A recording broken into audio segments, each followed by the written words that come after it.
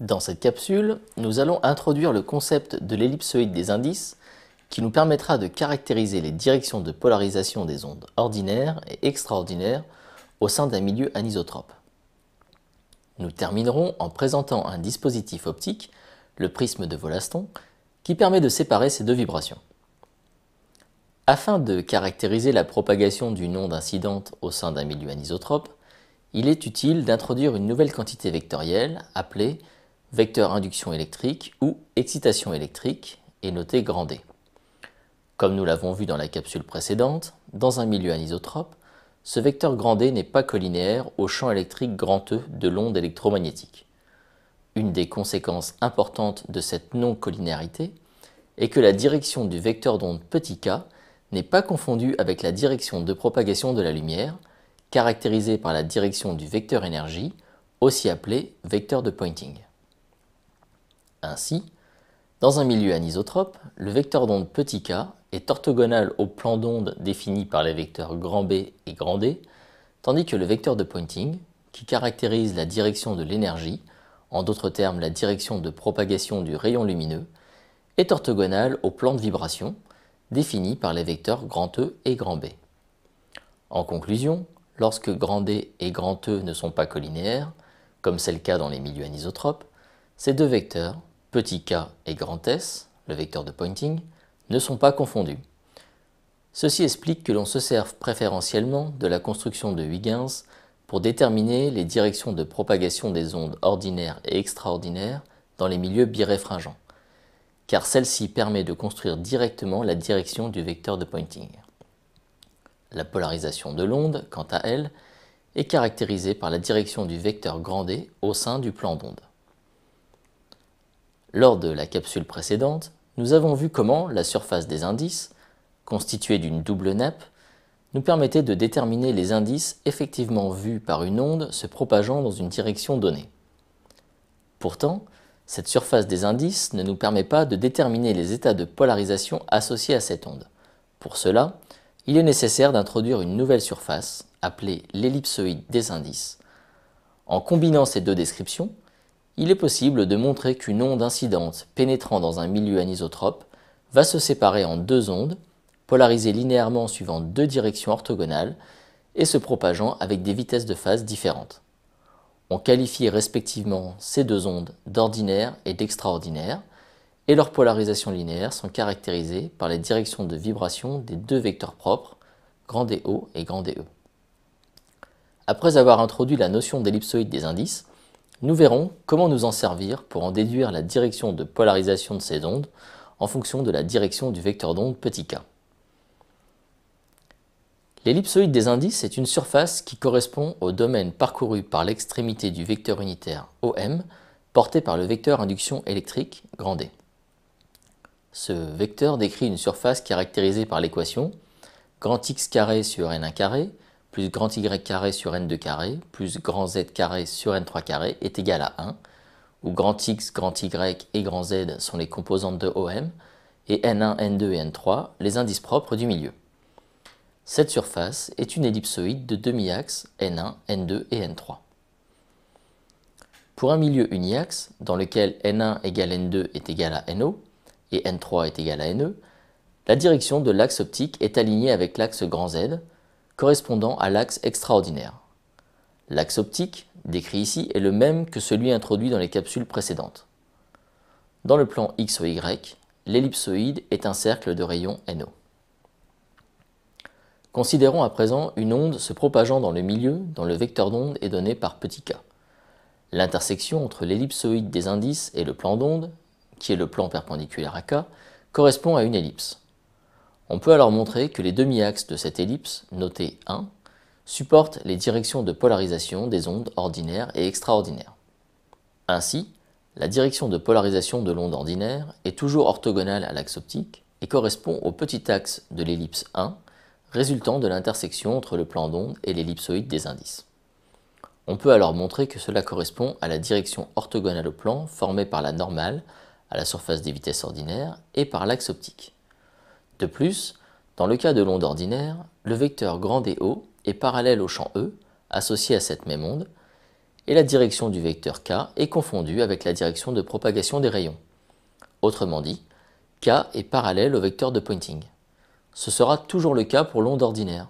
Celle-ci tient en effet son nom du fait qu'elle se comporte comme une onde se propageant dans un milieu isotrope. En ce qui concerne l'onde extraordinaire, sa direction de polarisation correspond au grand axe de l'ellipse 1.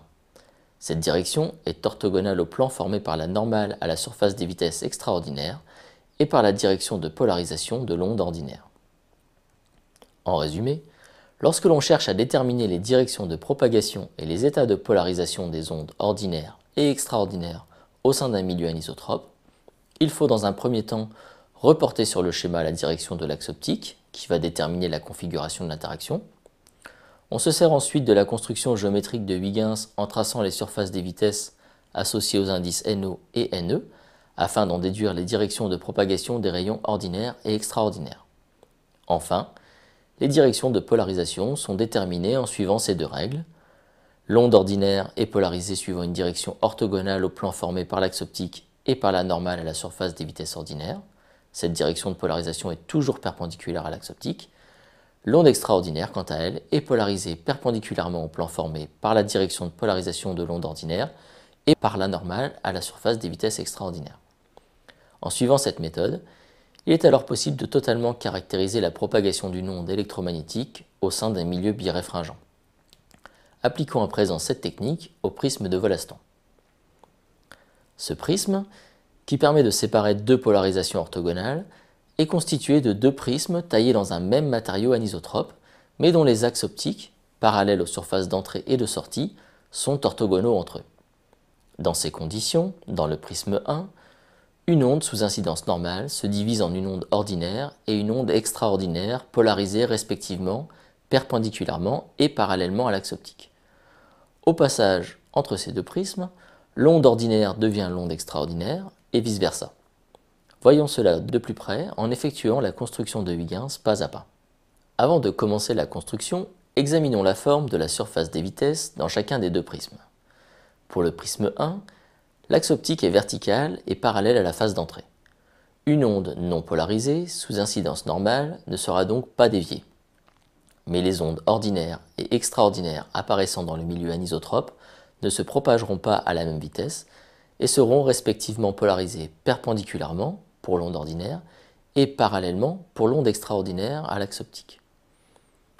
Pour le prisme 2, les surfaces des vitesses ordinaires et extraordinaires sont respectivement des cercles concentriques, ce qui signifie que la vitesse des ondes ne dépendra pas de la direction de propagation. Au niveau du passage entre le prisme 1 et le prisme 2, les axes optiques étant orthogonaux dans les deux milieux, l'onde ordinaire devient l'onde extraordinaire et vice-versa. En effet, dans le milieu 1, l'onde ordinaire est polarisée suivant la direction orthogonale à l'axe optique. Ainsi, en passant dans le milieu 2, elle est polarisée suivant l'axe optique, qui est l'un des axes neutres du milieu. La direction de polarisation n'est donc pas modifiée. Dans ces conditions, l'onde ordinaire initiale devient une onde extraordinaire. En effet, seule une onde extraordinaire peut être polarisée suivant l'axe optique, l'onde ordinaire étant toujours orthogonale à ce dernier. Le même raisonnement peut être tenu pour l'onde extraordinaire du prisme 1, qui devient l'onde ordinaire dans le prisme 2. Pour caractériser le passage du prisme 1 au prisme 2 de l'onde ordinaire, on trace la surface des vitesses de rayon 1 sur NO, correspondant au milieu incident, le prisme 1, et la surface des vitesses 1 sur NE, correspondant au prisme 2, le rayon ordinaire changeant en effet de caractère au passage entre les deux prismes. C'est pour cela qu'il nous faut utiliser pour ce prisme 2 la surface des vitesses extraordinaires de rayon 1 sur NE. On prolonge ensuite le rayon incident. On trace alors la tangente au point d'intersection entre la surface ordinaire et la prolongation du rayon incident. Ceci nous permet de définir le point J. On cherche alors la tangente à la surface des vitesses extraordinaires passant par J. Le rayon extraordinaire, qui était dans le milieu 1 le rayon ordinaire, passe alors par l'intersection entre cette tangente et la surface des vitesses extraordinaires. Sa polarisation est quant à elle parallèle à l'axe optique. Traçons à présent la surface des vitesses extraordinaires correspondant au milieu 1, de manière à construire la propagation du rayon initialement extraordinaire qui devient ensuite ordinaire dans le milieu 2. Cette surface est une ellipse de demi-petit axe 1 sur NE. En traçant la tangente à cette surface au point d'intersection avec la prolongation du faisceau incident, on définit le point K. On cherche alors le point d'intersection entre la tangente passant par K et la surface des vitesses ordinaires. Le faisceau initialement extraordinaire dans le milieu 1, devenu ordinaire dans le milieu 2, passe par ce point. Sa polarisation est orthogonale à la normale au plan définie par la surface des vitesses ordinaires et par l'axe optique. Afin de caractériser la direction du rayon extraordinaire à la sortie du prisme, on trace la surface des vitesses extraordinaires de rayon 1 sur NE, ainsi que la surface des vitesses correspondant au milieu extérieur, ici l'air. On prolonge le rayon incident, on détermine le point K' à l'aide de la tangente à la surface des vitesses extraordinaires, et on en déduit la direction de propagation ainsi que l'état de polarisation. On effectue la même démarche pour le rayon ordinaire en traçant les surfaces des vitesses de rayon 1 sur NO et 1 sur NR, on prolonge le faisceau incident, et par la méthode de Huygens, on détermine la direction et l'état de polarisation de l'onde ordinaire. On voit qu'en sortie du prisme de Wollaston, éclairé en incidence normale par un faisceau de lumière non polarisé, on obtient deux ondes polarisées linéairement suivant deux directions orthogonales entre elles et séparées spatialement. Dans la suite de ce cours, vous allez découvrir comment toutes ces notions générales concernant la polarisation s'appliquent dans le cas des cristaux liquides et comment cela se traduit d'un point de vue technologique pour les écrans et afficheurs que vous utilisez quotidiennement.